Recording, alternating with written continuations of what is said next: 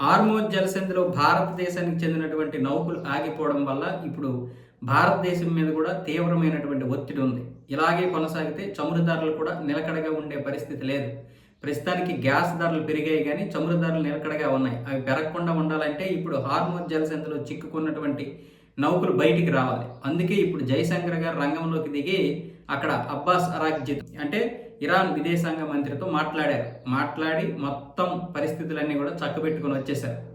ఇప్పుడు హార్మోజ్ జలసంధిలో చిక్కుకున్నటువంటి పుష్పక్, పరిమల్ ఈ రెండు నౌకలు అయితే కదులుతున్నాయి. అయితే ఇప్పుడు ఇరాన్ ఏం చెప్తుంది, భారతదేశానికి వెళ్లాల్సినటువంటి నౌకలకి భారత జెండా తగిలించండి. అంటే మామూలుగా వేరే దేశానికి చెందినటువంటి నౌకలు మన దేశానికి సరుకులు తీసుకొస్తే వాళ్ళు ఏం చేస్తున్నారంటే ఏ దేశానికి చెందిన నౌక అయితే ఆ దేశం జెండా పెట్టుకుంది.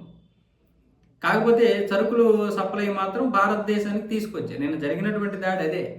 థాయిలాండ్కి చెందినటువంటి ఆ నౌక మన దేశీయ జెండాను పెట్టుకోదు. ఎందుకంటే అది మన దేశానికి చెందినటువంటిది కాదు.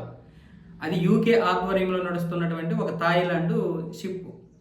సో దానివల్ల వాళ్ళేంటి, ఇది యూకేకి చెందినటువంటిది అన్న విధంగా మాటికి కదులుతుంటే దాని మీద ఏమొచ్చేసి దాడి చేశారు.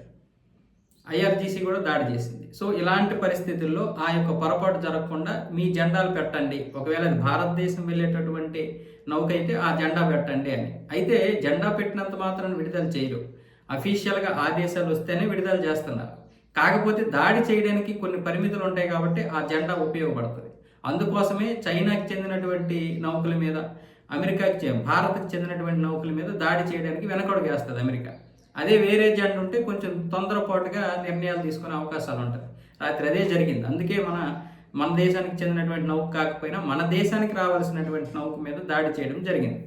సో ఇప్పుడు జయశంకర్ గారు మాట్లాడిన తర్వాత ఈ నౌకలు అయితే కదులుతున్నాయి. అఫీషియల్గా పర్మిషన్ అయితే వచ్చింది. ఇక్కడ గ్యాస్ ధరలు ఇంకా పెరగకుండా, అలాగే ప్రజలకు ఎటువంటి ఇబ్బందులు రాకుండా కేవలం హార్మోజ్ జలసంధిని మాత్రమే నమ్ముకోలేదు. ఇప్పుడు ఇంకా వేరే మార్గం నుంచి కూడా తెప్పించే ఏర్పాట్లు జరుగుతున్నాయి.